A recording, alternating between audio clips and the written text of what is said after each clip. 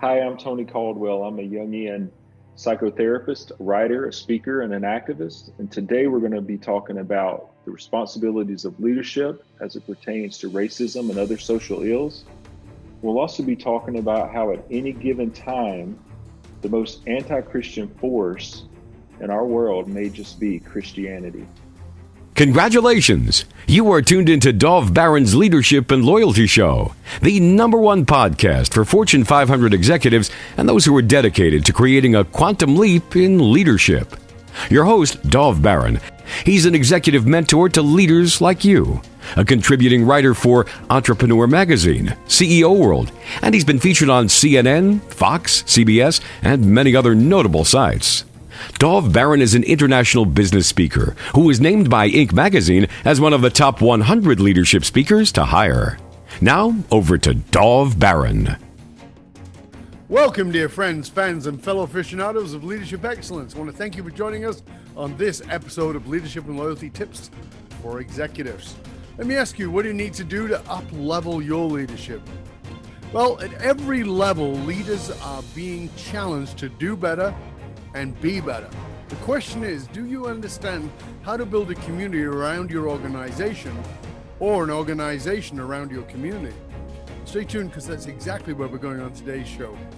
I am your host, Dov Baron. I am the Dragonist, and I'm here to assist you tapping into the one thing in your business that changes everything by transforming meaning into action. To find out more about simply go over to dovbaron.com. That's DOVBARON.com.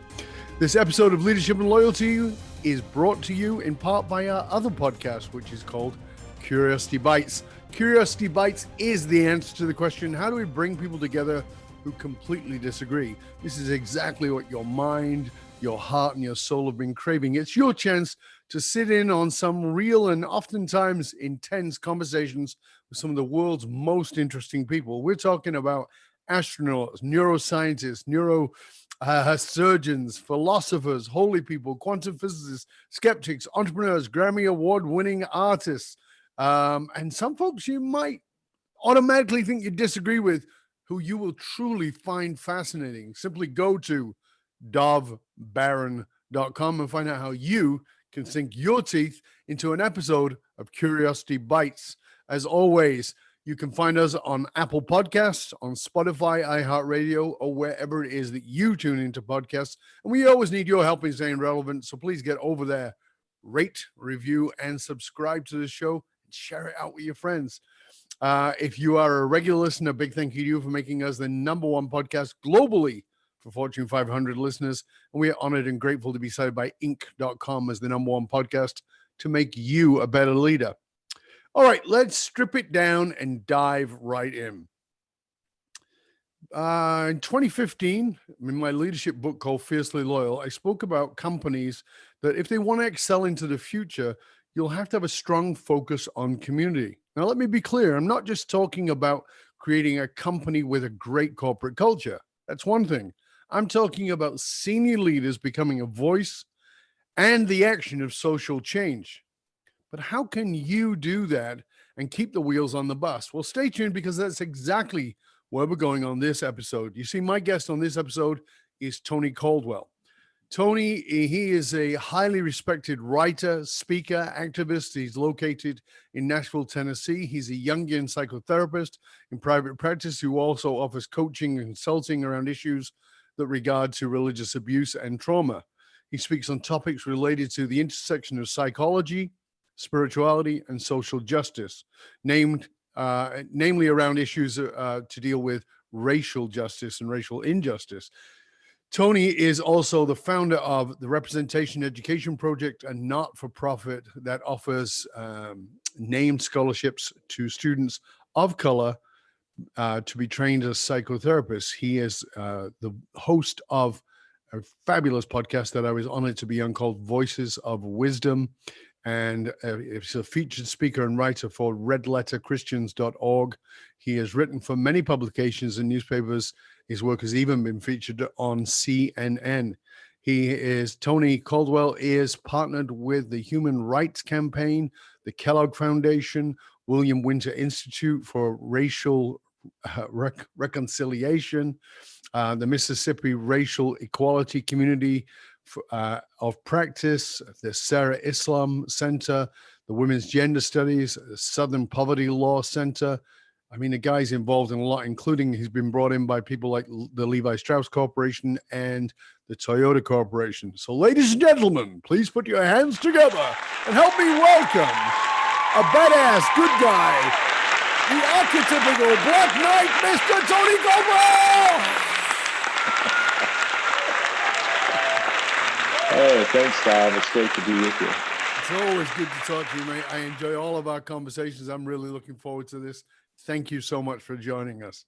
Absolutely. So, where I want to start today, I mean, this is a question I do ask everybody, or have asked everybody of late, but I think it's very appropriate to ask you, because you tend to keep your finger on the pulse of leadership in ways that are not sort of just traditionally corporate.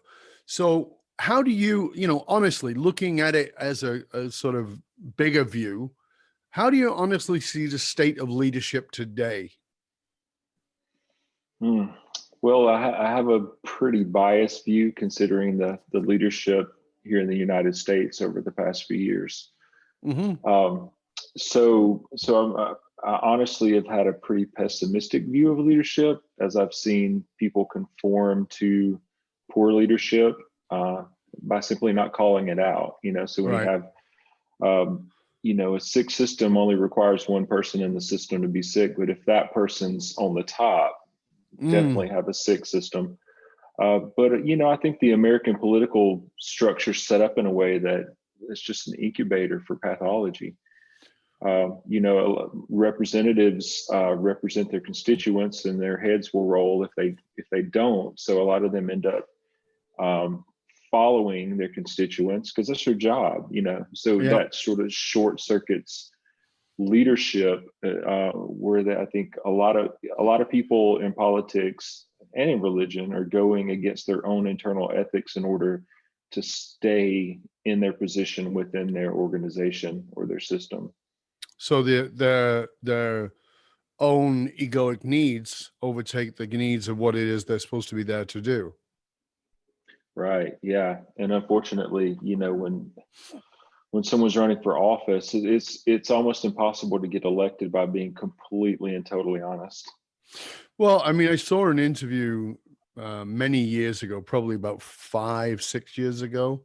I can't remember who the person was, but I saw an interview with this individual who ran and stayed for one term and then left office for the simple reason that he said that 60% of his day was fundraising every single day from day one. And he goes, how am I supposed to serve my constituents when that is what it is? And he goes, and if I don't count out to the lobbyists, I'm out of money. And if I'm out of money, there's nothing I can do anyway. So it's this, the money in politics makes it almost impossible to be integral. It's a fascinating dysfunction of the system that is set up. And in many ways, the Constitution has created a kind of gridlock between those things, especially when you had things like Citizens United and the money that's poured into politics. It's really interesting. I hope for better. Yeah, I love coming from a Jungian perspective.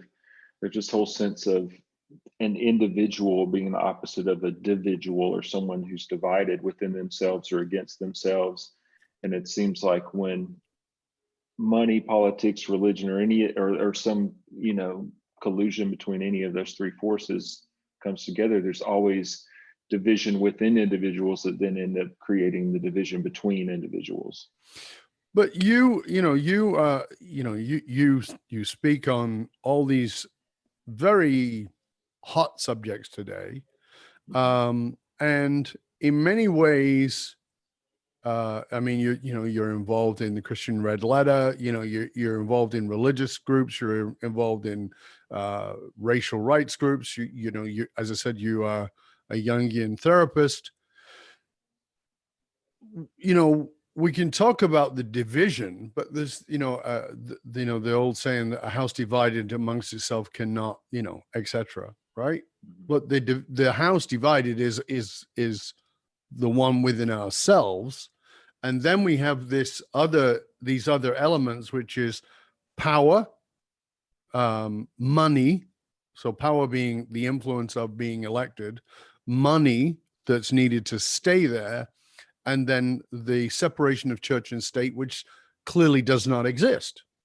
So, from your point of view, with that background that you have, and talking to spending time with a lot of high-powered corporate people, being the Jungian therapist, and being a religious guy and involved in the religious section, how do you look at that? I really I want to lead our listeners, our leaders, to understand how you're coming at that. Clear seems to me to be contradiction of places, and yet trying to bring it together. Right. Yeah. So I usually start in this place that I think you could probably feel where I am so far in this conversation. There's a sort of, sense of the negative and a sense of the problem being prominent. And I think that's a great place to start, because I think in our private conversations and within ourselves, we're so often there in that place, but then we go into persona and we put on our, oh, everything's fine face, or we're just overly optimistic in an inauthentic way. Inauthentic way. And so I like to start there. It's called depth psychology for a reason. You kind of go into the depths of despair and the depths of the problem and the depths of the ambivalence and all of that, and then build from there. So I like to start there. I'm the kind of therapist that encourages couples to fight more. Yeah. That sort of thing. So to get down into the depth of what's going on, I don't know about where you are, but I know the culture that I was raised in, we're not taught to grieve well. And so we can't go to those depths. And then 2 weeks out after a funeral that we weren't really present for completely, that's when we hit the depths, when we're isolated and alone. I feel like, and I really would love your point of view on this, because I feel like that's where America is. I have this advantage in that I'm not American. I wasn't born in America, but I fell in love with America as a child. And so I've always had this love affair with America, but this objectivity at the same time, which is very rare in a love affair. And so, I can see the magnificence of it, and I might be in love with the false potential of a country, but at the same time of the objectivity to see it for what I believe it is, a little bit less polished. And I think that there is a social conditioning around what it means to be an American, and that is, when I first moved here, I was fascinated by everybody saying good morning and smiley and all these hi, how are you? And I was like, this is so nice. People are so friendly, because I was from the ghetto in Northern England, where people had their head down because they're frightened you're going to get stabbed or punched in the head or something, and so I thought, oh, people are so friendly. And then I wrote about this in my own journal probably a year later, and I realized, oh my God, now I know why they have a smiley face in America. That yellow circle with the smiley face? Mm-hmm. Because that's what people are wearing. They're wearing a smiley face. It's a mask. It's not how they're really feeling. And I feel like in many ways, the political situation that we are in, which is incredibly divisive, I don't know if it's divided, but it's divisive, is in many ways, the mask has been pulled off, because I don't know that, one could say, people will argue that Donald Trump is the greatest president since Lincoln. They do. And some people say he's the worst president in history. They do. But the result is, very simply, you get the president you deserve, and, I think that he's in many ways, he is the undercurrent of what has been going on for a long, long time. So it's fascinating to me that you can't heal something. You know, I know this as Jungian psychologist, but you can't heal something while sticking a Band-Aid on it. You can't heal something and sugarcoat it. Where I'm from, my mom used to say this, and please excuse the profanity, ladies and gentlemen. But my mother used to say, if you put icing sugar on a turd, it's still a turd. It may look like a chocolate bar, it may look like a cake, but it's still a turd. And I feel like in many ways that's what this is. It's still a turd with icing sugar, and somebody's come along with a sprinkler and washed off the icing sugar, and now we're seeing a turd. Well, the question is now, do we throw more turds on top of it, or do we clean it up and move on? Absolutely. You're correct in that the social mask has been pulled off. So where I'm from in the American South, we're known for Southern hospitality, but it's like you say, it's very on the surface, and then we'll talk about you behind your back once you're gone. Oh, So bless there's a your lack of soul. I authenticity love there. that. People say, oh, bless your soul, which means you're an idiot. Right, right. I love that. Yeah, and so the gift that's come along with the Trump phenomenon is that, yeah, those masks have been pulled off, and we see, yes, I'll tell you that all lives matter, and I'll still, advocate for policy that hurts Black communities, or I'll say, yes, I love everyone, and everyone's welcome at my church, and still advocate for policies that reverse same-sex marriage being a legal institution. Or I'll say, I care about children in Ecuador, but if they cross the border, let's put them in a cage. So we've had to look at all of this and say, how did all of this end up justified by faith in some way? Because we are a very religious nation. And I think it started in the American South, where I'm from. So when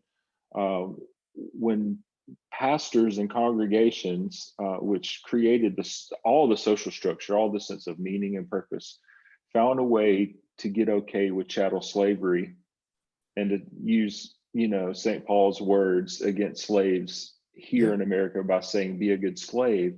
There was such a twisting there that I don't think I know we still haven't fully recovered. I think that's why the execution belt, the Jim Crow belt, the slavery belt, all these places where death keeps happening. Even if you look at the numbers when it comes to health among demographics in America, the poorest counties with the worst healthcare in the nation are also in that belt.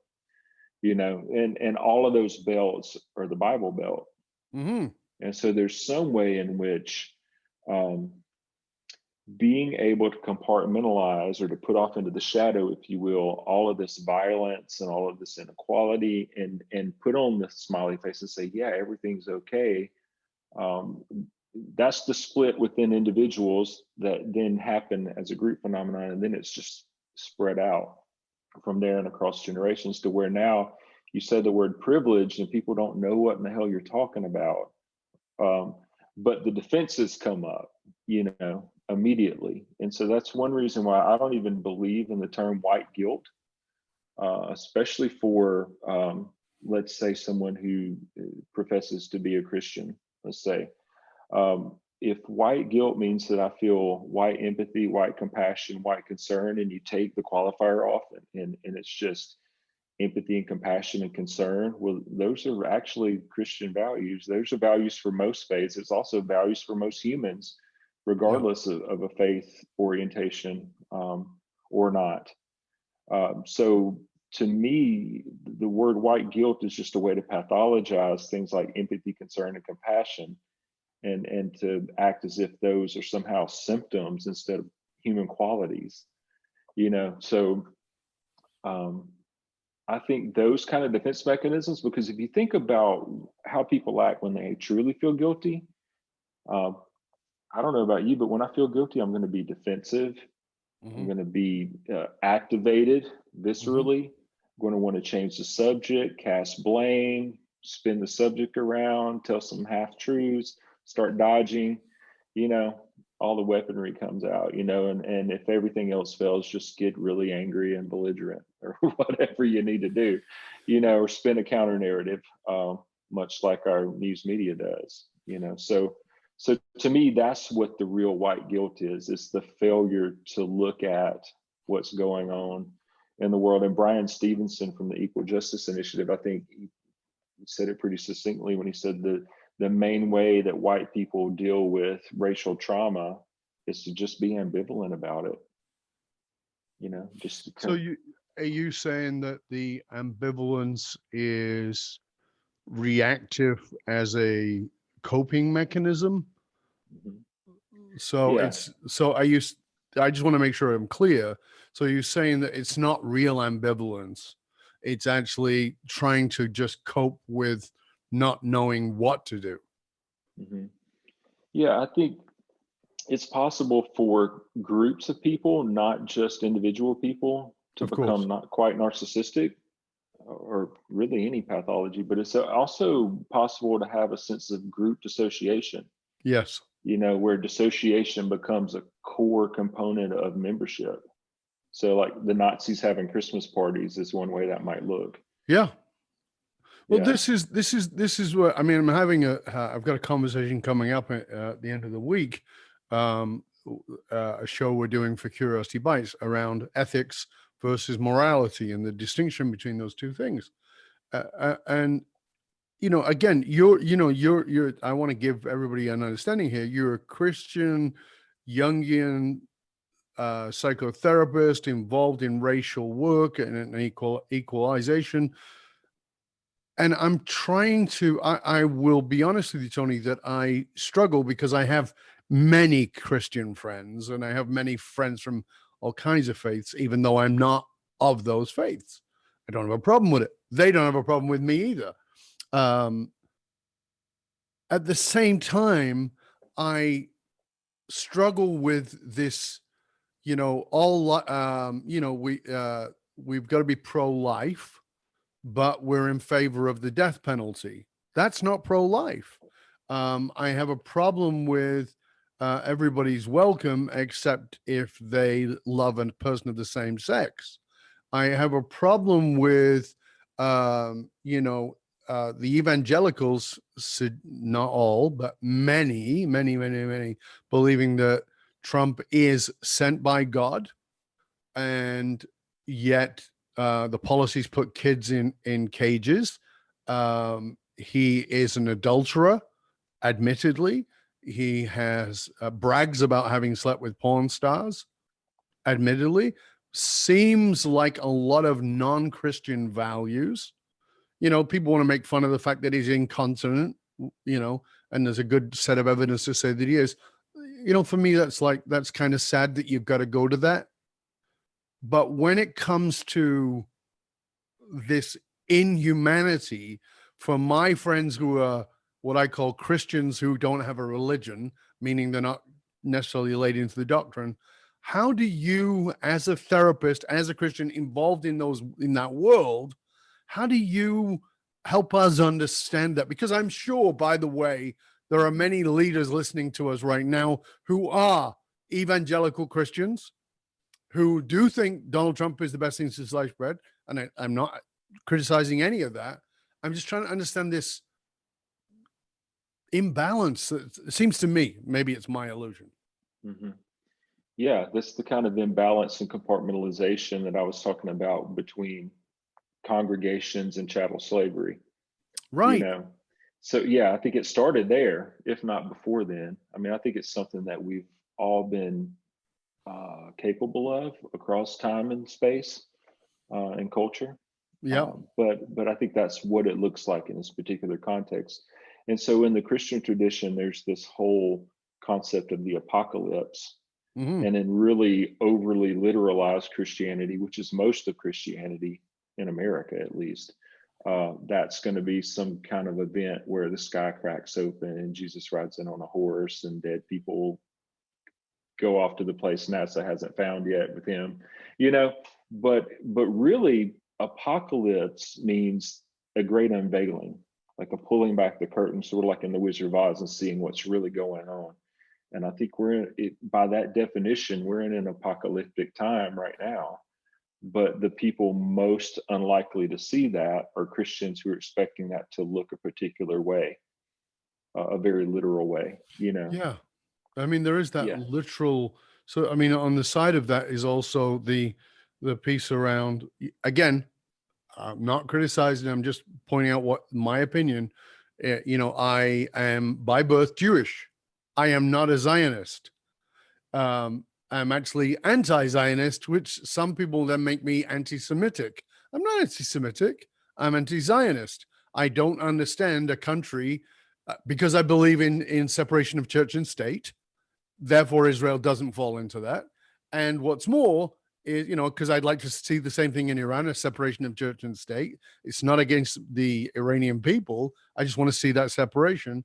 And when I see the Jewish, the state of Israel behaving in a way that is not dislike the way they were treated in Europe in the 20s, 30s, 40s, I'm kind of baffled by that.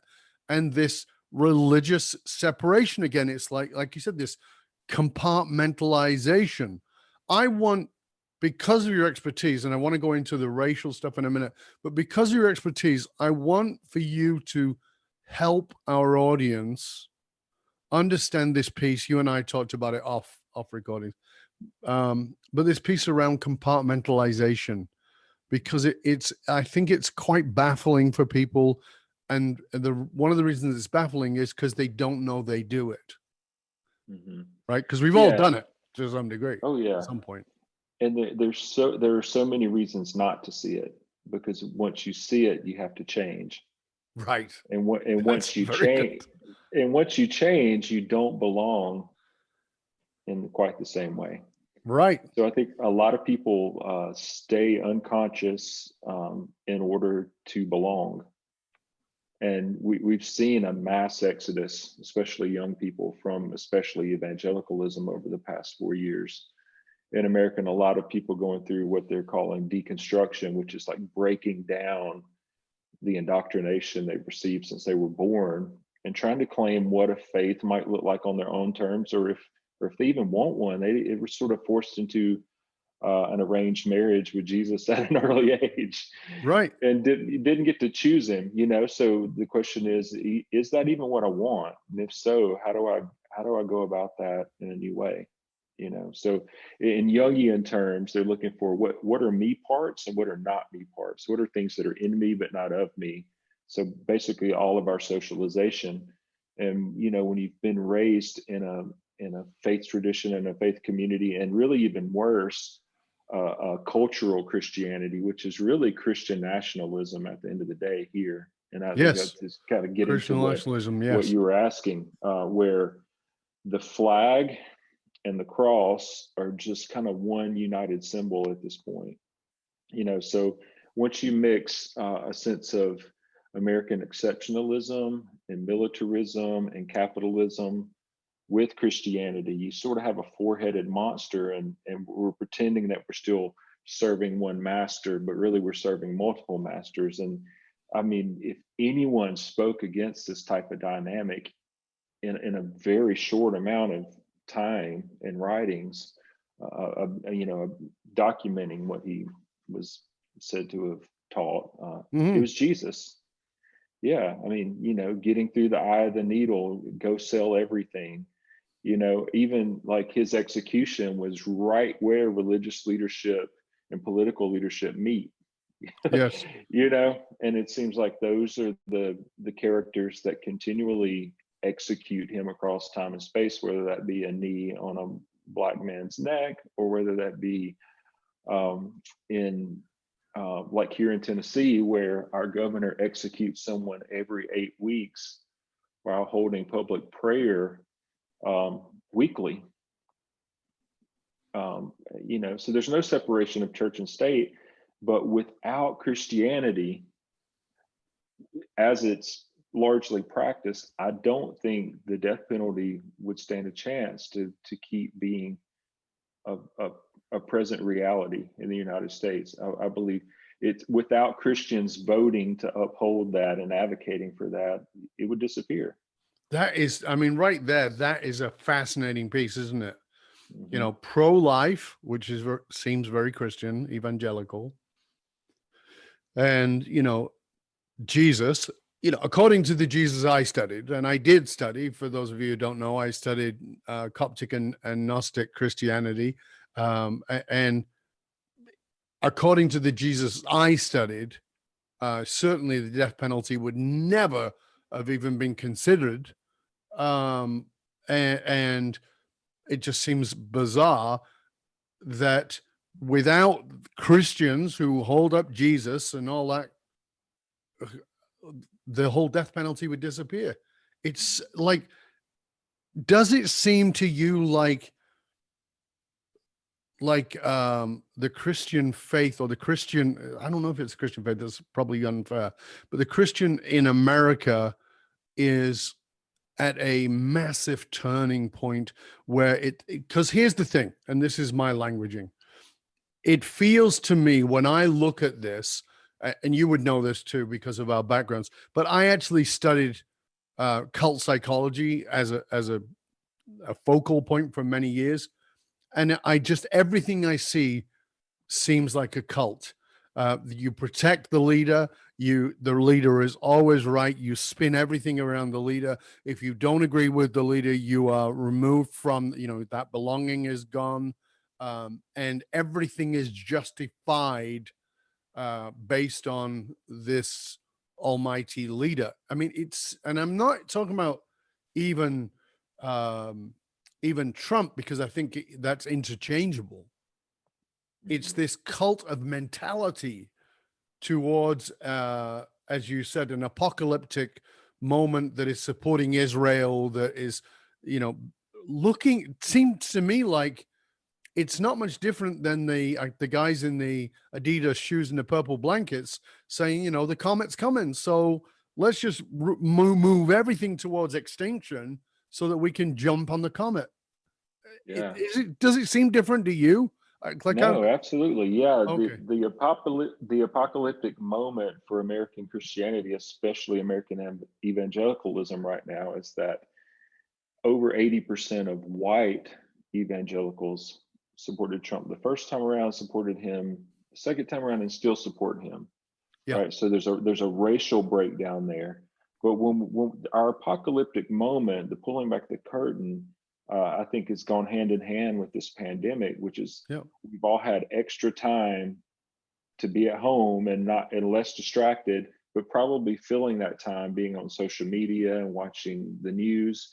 And so we've actually had to sit and meditate on the killing of unarmed Black men in our nation.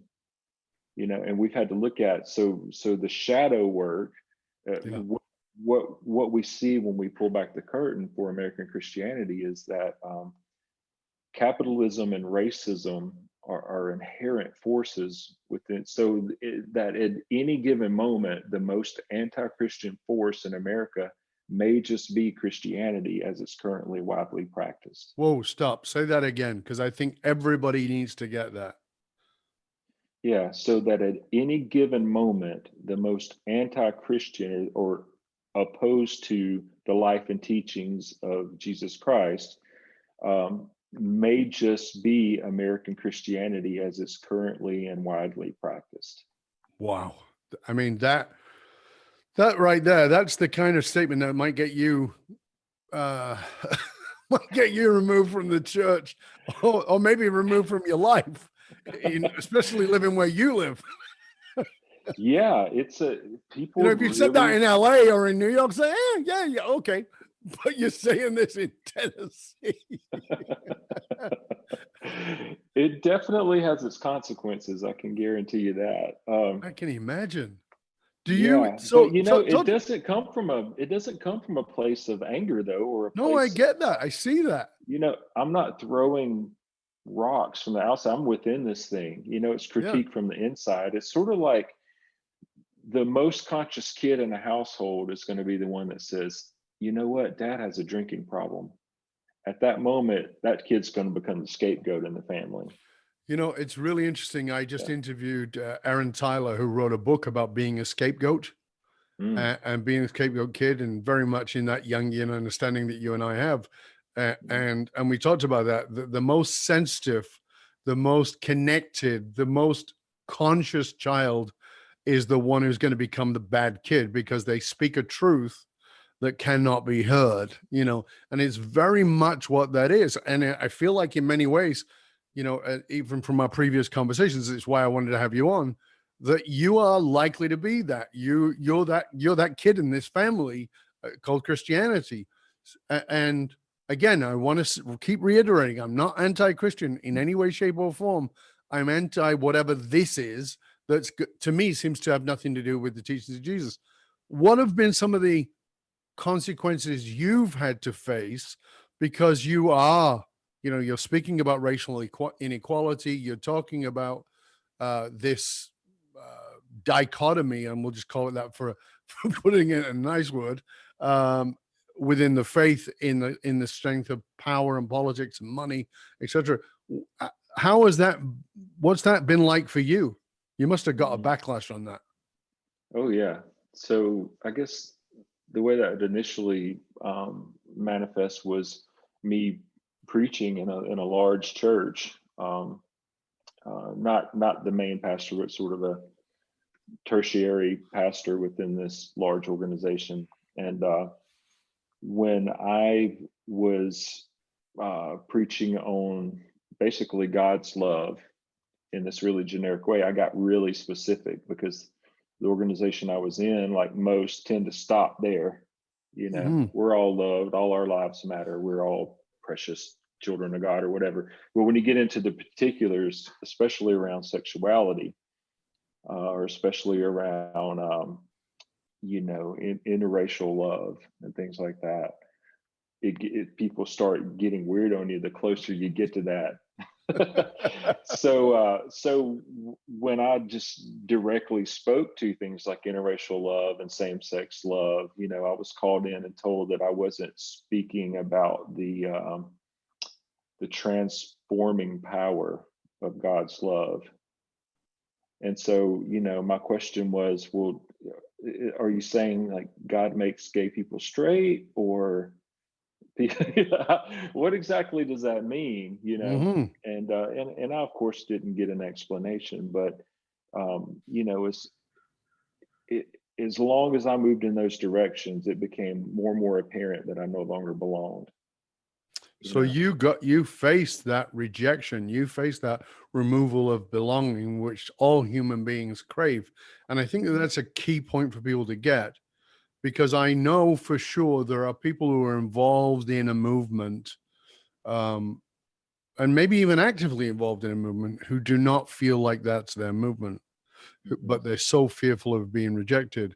You and I talked about my friend Tony Mack and how he was a neo-Nazi, and pulling out of that movement and helping others out of the movement is very difficult. And I wrote about last year.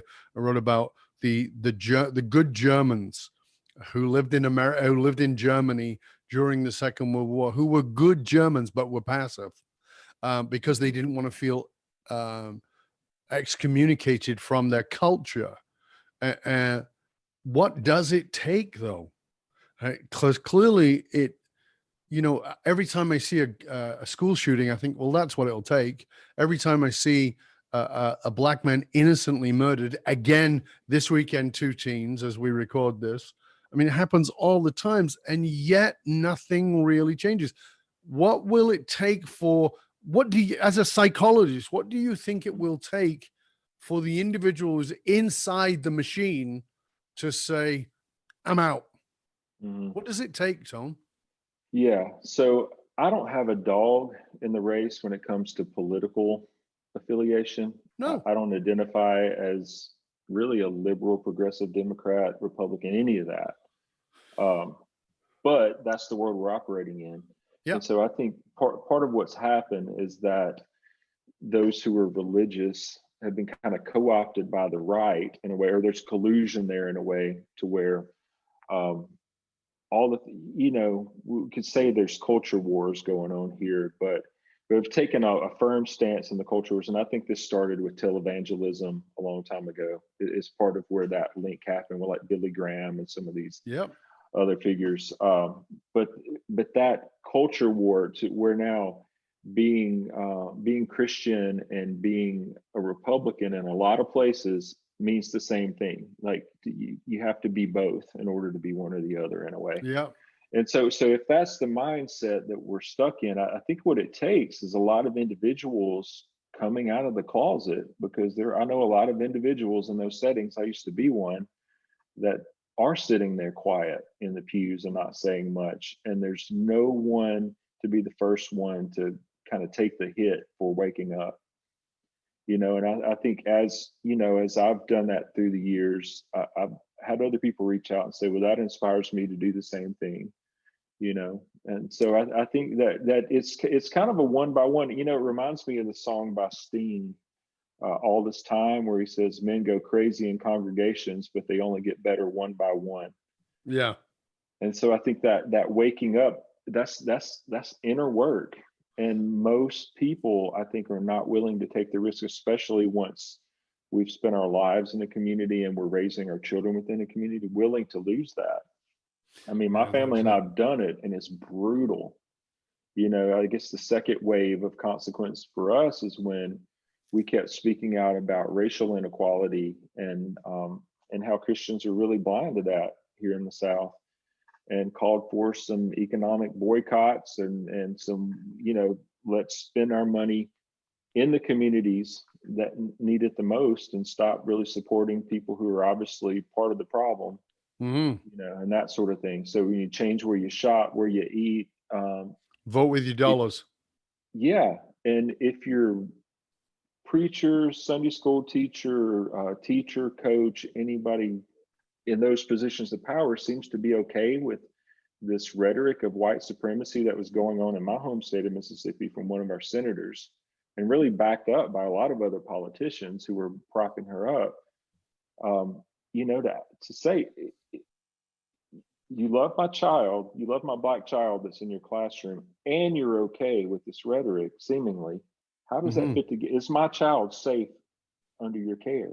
Yeah. Have this kind of conversation, and people lost their minds. We were under threat for weeks, from people harassing my wife at work, bullying my child, driving by our house, threatening to come to our church, sending me messages from, like, in every way you can get messages to people, and never a direct "I'm going to kill you," but a lot of stuff like "watch your back," or just this vague kind of terrorism, basically. Sure. Psychological without terrorism. The consequence. Yeah.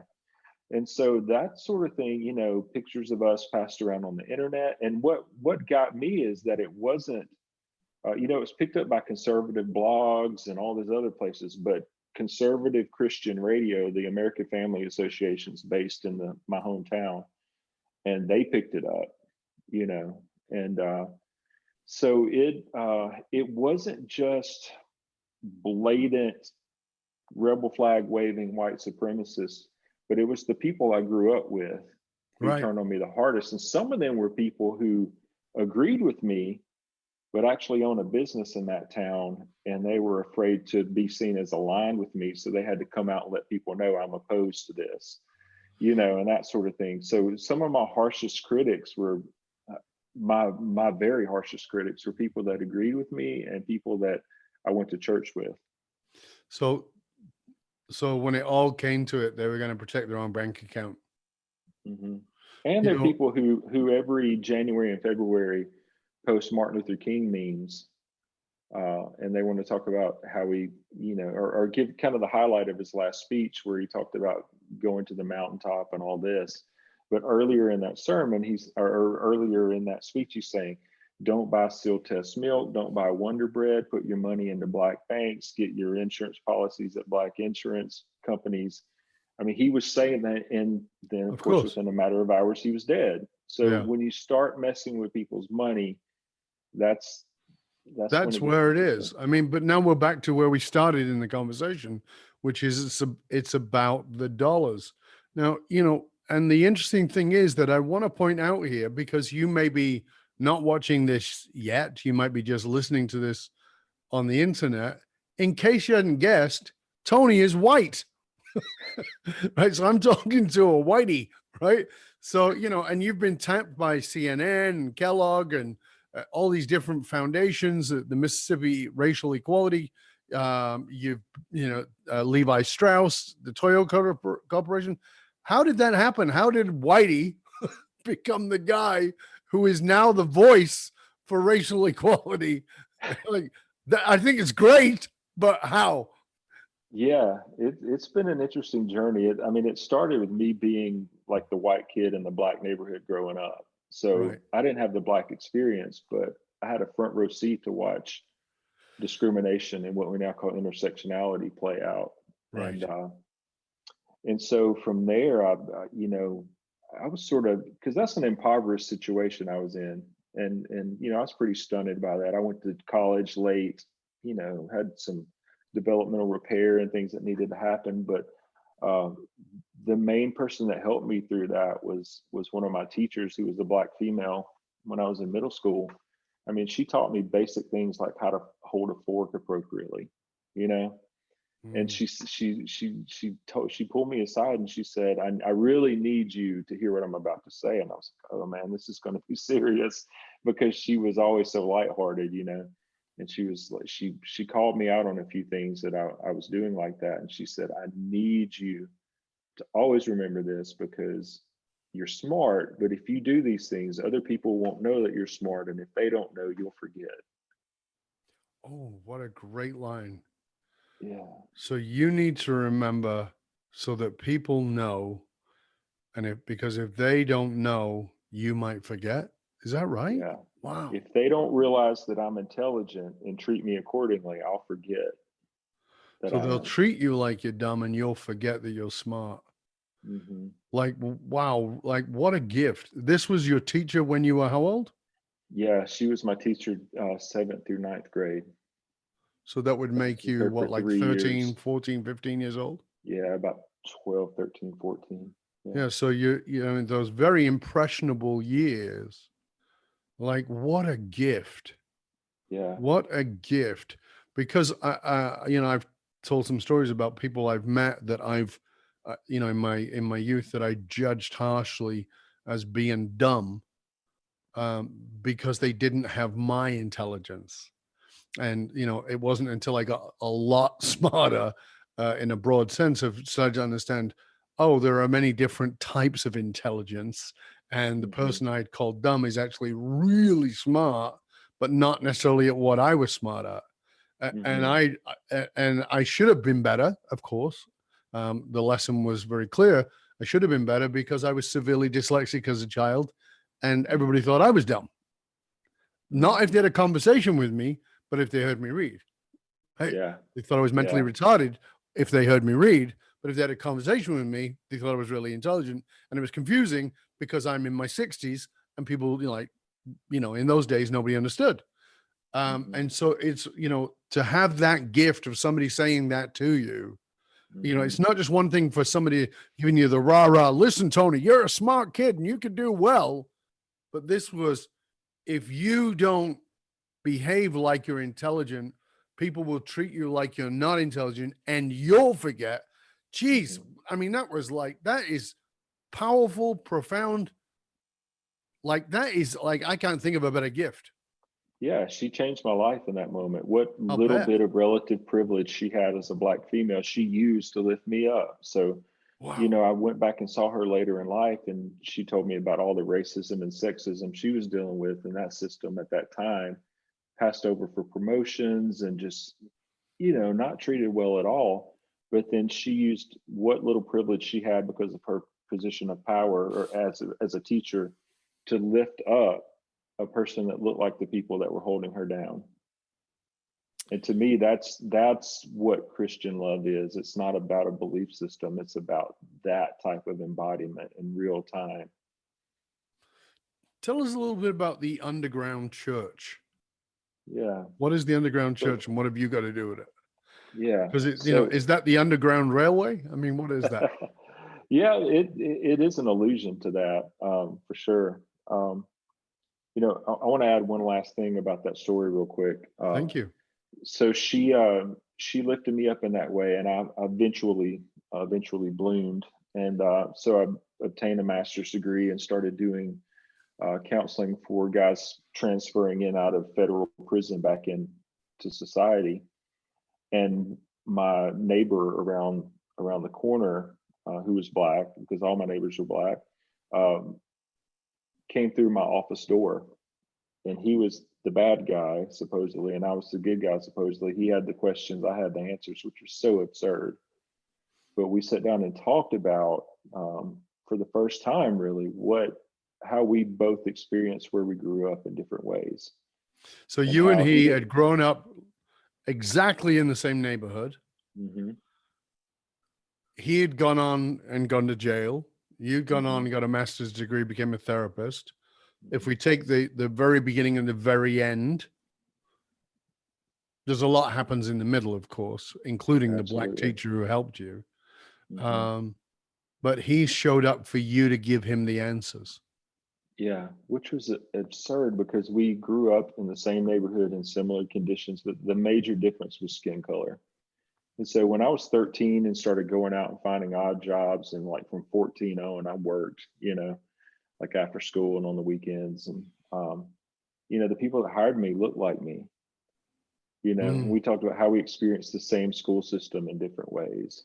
And, he didn't make any excuses. I mean, he had ended up selling crack and got caught, but Sure. He was also, I could just see where our experience at the same time and place. And really a great way that this is illustrated is the view outside of our windows of our houses was a cemetery, and my view was of the white side, and his was of the Black side of the cemetery, which has a Confederate monument in the middle and a line of trees that separates the two.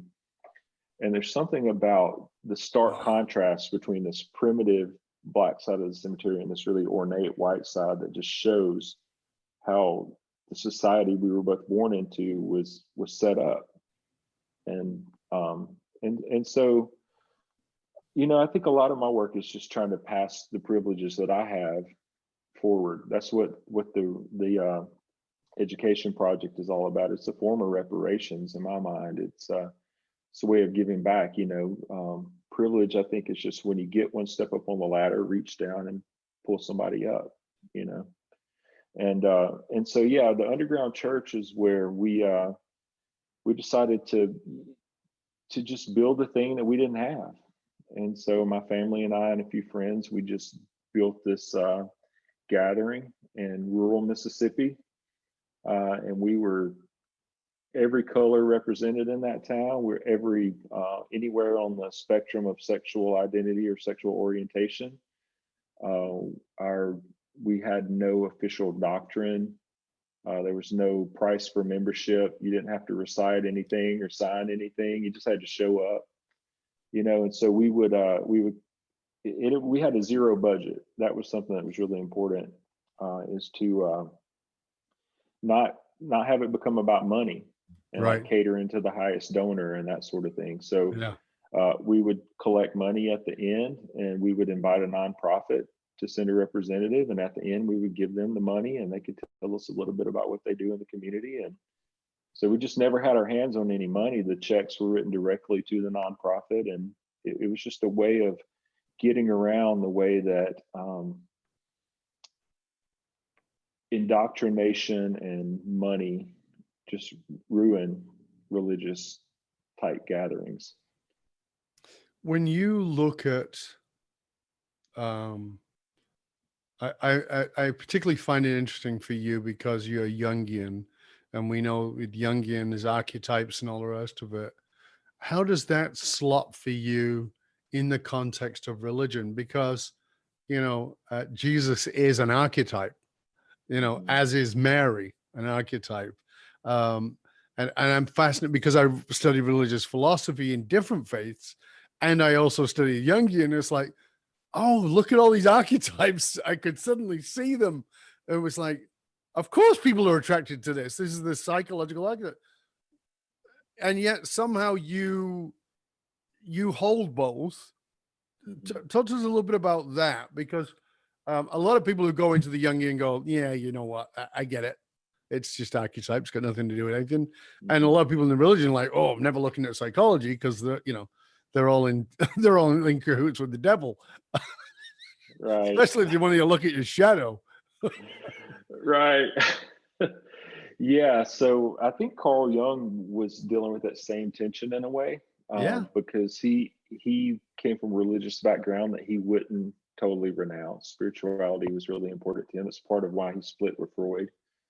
But he was also very much a scientist and wanted to be respected as being empirical and, not swayed by emotionality and charisma and that sort of thing. So I think he was sitting in a similar tension. But for me, um, I think so. In a religious setting, most people are like, okay, this Jungian stuff's pretty weird and dark. And I'm like, yeah, that's your shadow you're talking about, not the language that kind of helps us get into that. But and then in Jungian settings, I would assume most people are sort of post-Christian in that they just all see it as symbolic, or maybe atheist or from some other tradition.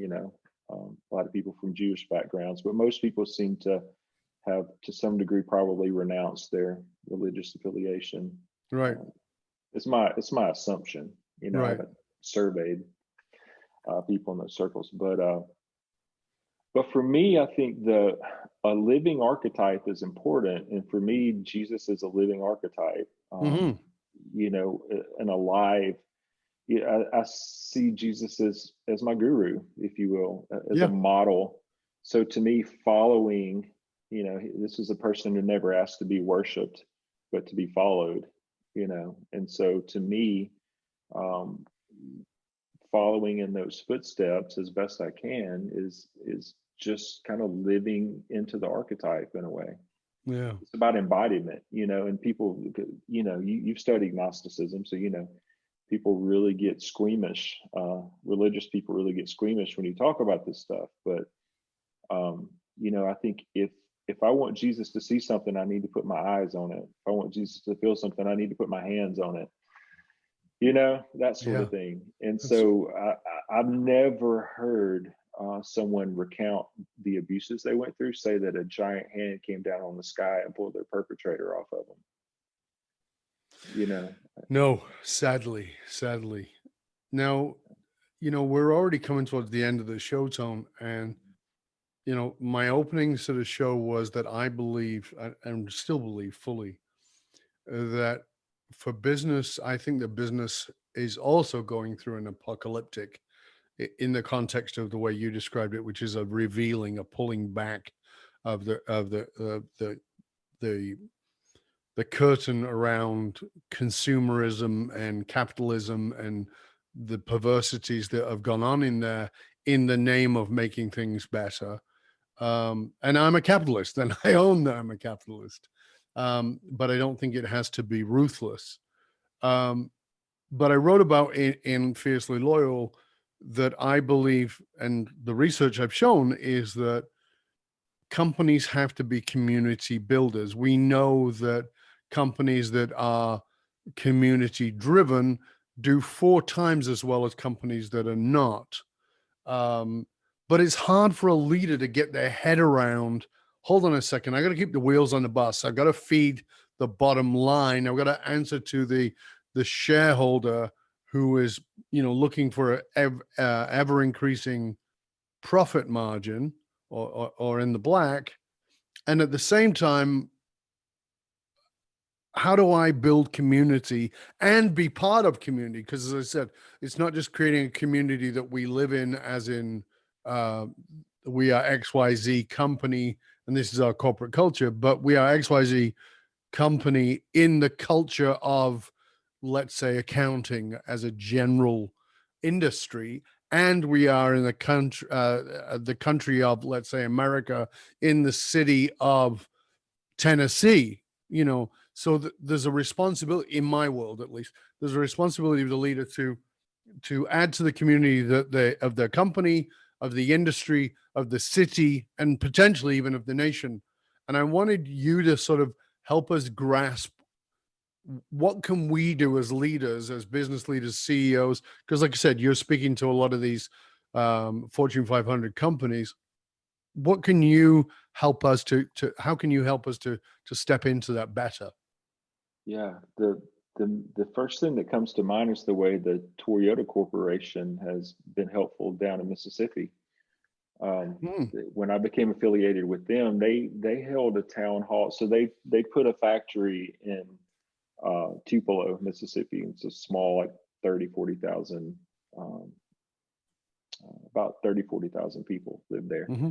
And they put the factory in, and it's some of the best jobs and is in the area. And it's been, I mean, it's just transformed the city in a lot of ways, brought in a lot of diversity. But one of the things that I love about how they operate is they, like for instance, they set up a town hall in town to meet your gay, lesbian, and transgender neighbors.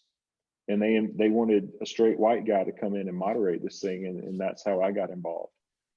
And so sitting down and having those conversations is something that if a church did it, everyone would say something's wrong with this church. If an organization did it, oh, here's a bunch of crazy liberals or whatever. But because it was Toyota that did it, one of the most powerful forces in the town that's investing in the schools and in the community and in the parks and transforming the downtown, and just, highly invested, integral part, and so powerful.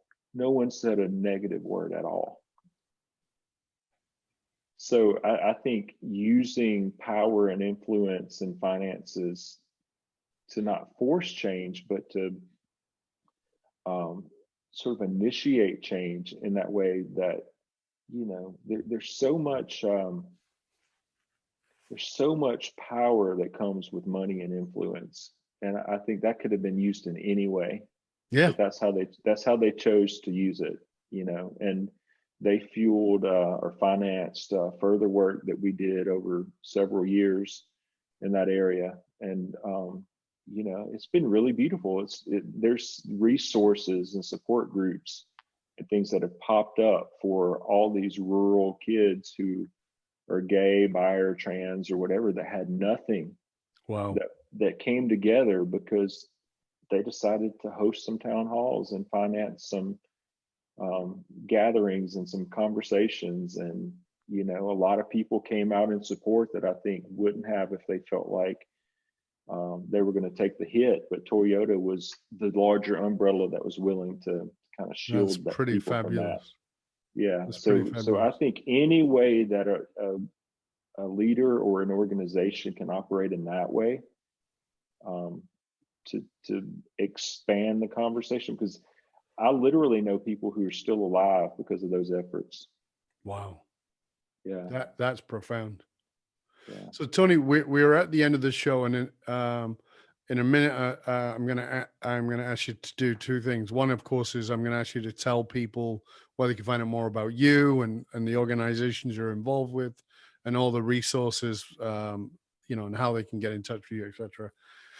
But we always like to finish with, before that, a practical piece of advice, direction that you could give to leaders who are listening right now, that they could go do, preferably in the next 24 hours, that could really apply in a practical sense what it is you've been talking about. Because I've loved this conversation, and I'm really grateful to you. Absolutely. Thank you for having me. I would say, look at where your primary symptom or suffering is. And so whether that's some sense of lethargy that's kicked in, or avoidance, or procrastination, or whatever's happening in that area. And then ask yourself, I think to basically ask yourself, if this is the second thing, what's the first thing? If this is what I choose to suffer so that I don't have to suffer the primary issue, then what's the primary issue? Am I lethargic, avoidant, ambivalent, because I'm exhausted and need more sleep? Am I that way because I have something undealt with in my life that I'm just kind of putting on the back burner, but it's taking up a whole lot of emotional and mental energy, even though I'm not actively working on it in some way? Is there some unchecked addiction? And that's not just substance, but people, places, and things that we might be addicted to. What's the primary thing? Is there undealt with grief that's just showing up as anger? But to basically, wherever your symptoms are, not look at eradicating those, but see them as messengers. And if you follow them, they'll link you back. They're trying to lead you to the thing that needs to be addressed for wholeness. Yeah, I think that's really important. And honestly, and I want to say to this, that what Tony has just challenged you to do, in all honesty, is have courage. Is have the courage to look at what you're afraid to look at. Because when you look at that, not only are you transformed, but everybody who is in your sphere of influence is also transformed by that. I've always said, and I truly believe, that curiosity is infectious, and so is courage, but so is cowardice. And so you have to decide, in a pandemic, what do you want to infect people with? I want to infect people with curiosity, and I want to infect them with courage. That's my choice. What would you choose? Tony, please tell our audience where they can find out more about you and all the wonderful resources you have, all the things you're involved in. Yeah, the best way to find me is at TonyCaldwell.com. And you can find links to all my socials there, Twitter, Instagram, Facebook. Also do therapy out of a place called the Estuary in Nashville. And so I do work as a therapist here in town. I also do coaching and consulting online, so you can find me there. The education project is really getting up and going here in Nashville, and so you can find links to that from my website as well. So yeah, I'd love to hear from anybody that would like to work together, or just to chat. If there's anything that came up during this conversation for you that you'd like to share or express or talk about, feel free to reach out. Absolutely. And remember to also check out Tony's podcast, which is Voices of Wisdom, to which I was honored to be a guest. I'm very grateful for. You can find out that too. Again, TonyCaldwell.com. As I said, also the podcast, and all the links to all the other things that Tony has talked about are also there on the site. It has been an entire pleasure and an honor to have you on, Tony. Always love talking to you, mate. I'm really grateful to you. Thank you so much. I hope you'll stay with us to the end. And for you, dear listener, I want to thank you for joining us. And remember that you can hang out with other conscious leaders. You can chat about this episode that you've been listening to, or any past episodes, inside of our Facebook and LinkedIn groups. Just look for the Leadership and Loyalty Podcast. You see, it doesn't matter how successful you are, if your employees and your customers don't understand what gives your company meaning, you're only working at a fraction of your capability. To find out more about, you can hire me, Dov Baron, as a speaker, leadership strategist, or executive advisor for yourself or your organization. Simply go to dovbaron.com. That's DOVBARON.com, because unified meaning, or as we call it, finding a dragonfire, is the one single monolithic difference between mediocrity and greatness for all individuals and companies. I want to thank you for sharing the show with everybody you know. Till next time, stay curious, my friend. Stay curious about what lies in the shadows, because it's not just the things you're afraid of, but it's also your greater humanity, your courage, and your greatness. I'm Dov Baron. I'm here to assist you tapping into your dragonfire to reach that next level of clarity, focus, purpose, and profit in your business, your life, and your leadership impact. And I am out.